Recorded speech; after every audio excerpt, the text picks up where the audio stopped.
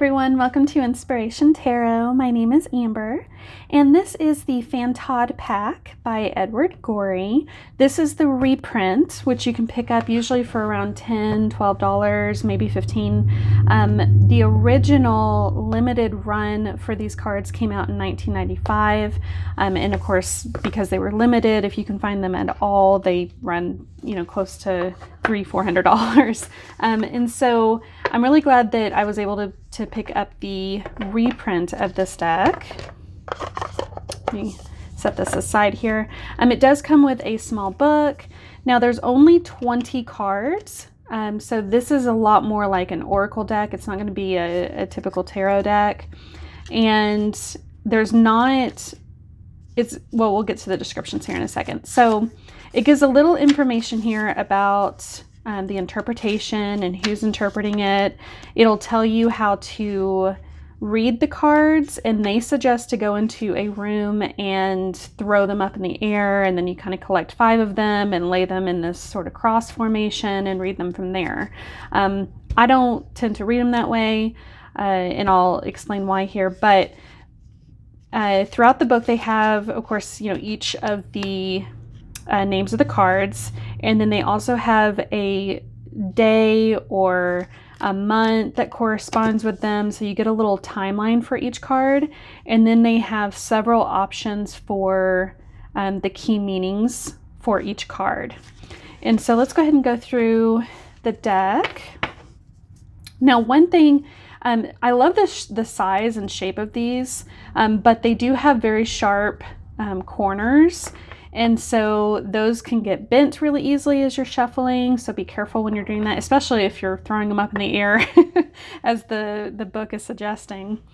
So if you are going to use them a whole bunch, you might get one of those rounded cutters, right, that you get in scrapbooking, and kind of take those corners off so that they don't get damaged. All right, so all of these are going to be black and white. They kind of remind me a little bit of a Lenormand's deck, probably just because I see cards like Child, but they don't follow any system like that. They have their own little system.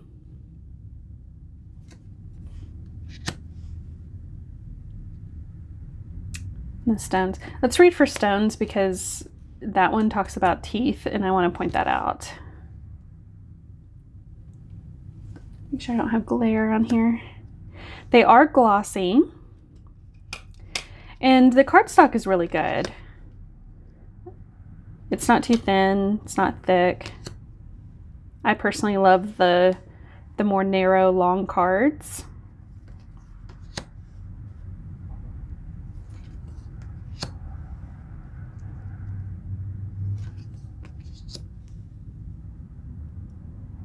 Now, I personally like to use this deck for pick-a-card options, so people can see the images and choose which image is speaking to them.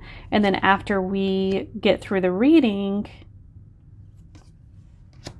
then I can look up the definitions or the keywords for the cards and see how it applies to the reading.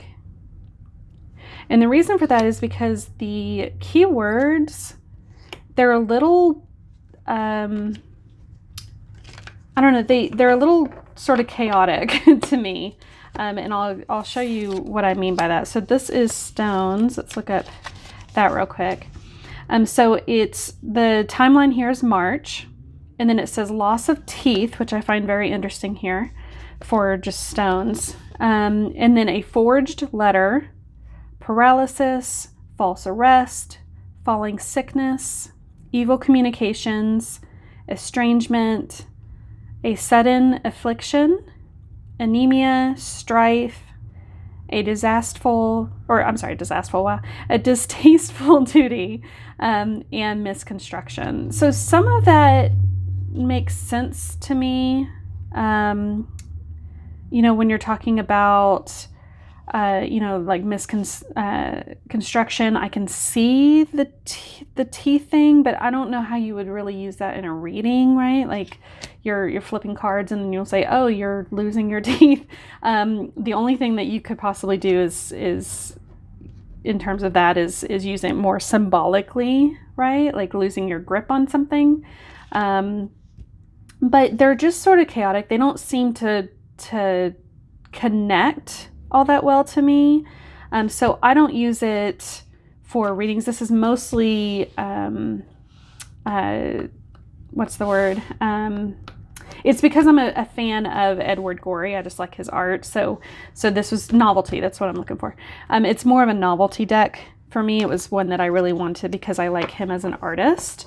But it's not one that I would read all by itself. I think it's much better for to use as a signifier card.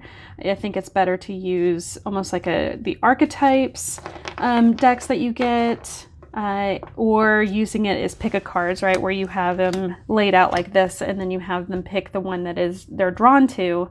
You see those online all the time, and I have some up as well. But you know, they pick the card that they're drawn to, and they don't really know what, you know, the meanings will be when they do this, unless they've memorized the deck.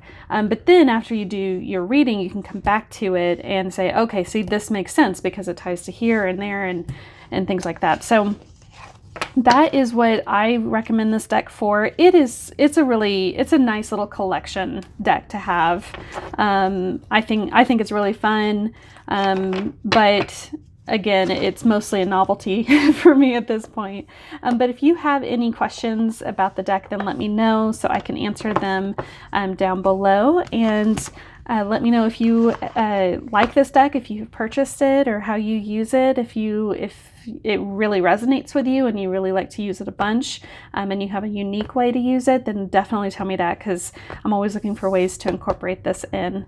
But yeah, I will see you guys in the next video, and I hope that you guys have a wonderful day.